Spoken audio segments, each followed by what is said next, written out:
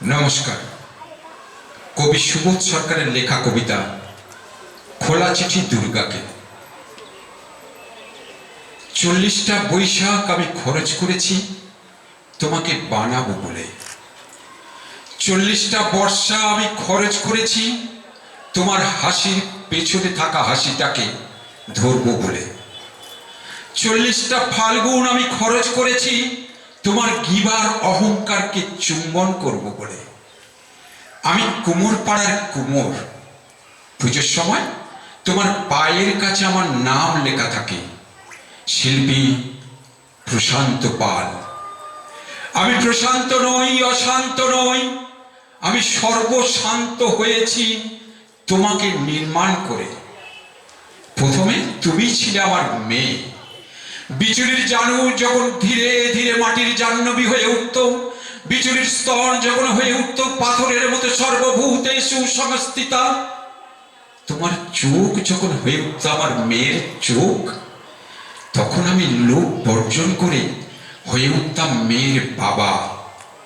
তোমার পিঠ বানাতে বানাতে, মাটি দিতে দিতে আমি হয়ে উঠেছি তোমার গোপন প্রেমিক। তোমার পিঠের মধ্য রাতে খুব গোপন চুম্বন করে বলেছি, তোমাকে আমি ছাড়বো না, তোমাকে আমি কসবায় যেতে দেব না, তোমাকে আমি আমেরিকায় যেতে দেব না। মাত্র ওই কটা ডলারে তোমাকে আমি দিয়ে দিতে পারি না। তোমার চুল যখন হয়ে উঠল নৈরিতের কালো মেঘ, তোমার চোখ যখন হয়ে উঠল অবগাহন, তোমার ঠোঁট যখন হয়ে উঠল ভাষা, কোনো দিন আমি তোমাকে 10 হাত দিতে চাইনি, বাধ্য হয়ে দিয়েছি। কেননা তুমি আমার জ্বরের সময় জলপট্টি দিয়েছো সেই দুটো হাতই।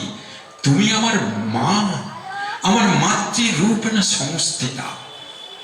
তোমাকে খোলা চিঠি লিখে গেলাম, মাটি মাখতে মাখতে আমি নিজেকে গুলে মেশাতে মেশাতে তোমাকে বানাই।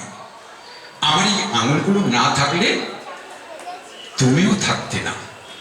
আমার 40টা ফাল্গুন, আমার 40টা বৈশাখ খরচ করেছি একবার চোখ ভরে তোমায় দেখবো বলে।